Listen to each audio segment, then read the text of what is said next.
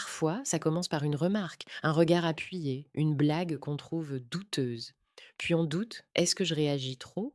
Est-ce que c'est vraiment grave? Si vous vous êtes déjà posé ces questions, cette vidéo est pour vous. Parce que reconnaître une violence, c'est déjà commencer à s'en protéger. Premièrement, identifiez ce que vous vivez. La première étape consiste à identifier la nature des faits. Demandez-vous, s'agit-il d'une remarque ou d'une action concernant mon genre, mon orientation ou mon corps? Est-ce répété ou même ponctuel mais grave? Une blague sexiste, une remarque sur votre apparence, une insistance non désirée, un contact physique inapproprié? Tout cela fait partie du continuum des violences et aucune n'est anodine. Secondement, réagir sur le moment.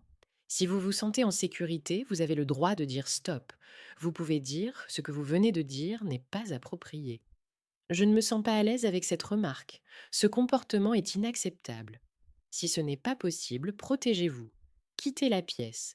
Parlez à un collègue de confiance. Vous n'avez pas à encaisser. Votre ressenti suffit à légitimer votre action. Troisièmement, documentez les faits. Notez tout, la date, l'heure, le lieu, les personnes présentes. Conservez les messages, les mails ou tout autre élément. Ces preuves peuvent vous protéger si vous souhaitez signaler plus tard.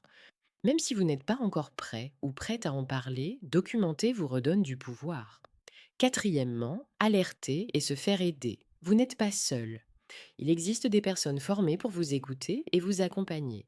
En interne, votre référent ou référente VSS, les RH ou les représentants du personnel. En externe, il y a le 3919, numéro national, mais aussi le 17, des associations comme le Défenseur des droits, l'association contre les violences faites aux femmes au travail. Parler, c'est déjà se protéger. Et enfin, recourir aux voies légales. Si vous le souhaitez, vous pouvez déposer plainte pour un harcèlement jusqu'à 6 ans après les faits, pour un viol jusqu'à 20 ans. Vous pouvez le faire au commissariat ou à la gendarmerie. Et bien évidemment, vous pouvez aussi être accompagné par une association, un avocat ou une avocate spécialisée. En conclusion, ce que vous vivez n'est pas de votre faute. Vous avez le droit d'être respecté, écouté, cru. En parler, c'est difficile, mais chaque parole posée aide à briser le silence et à construire des lieux de travail plus sûrs, plus justes et plus humains.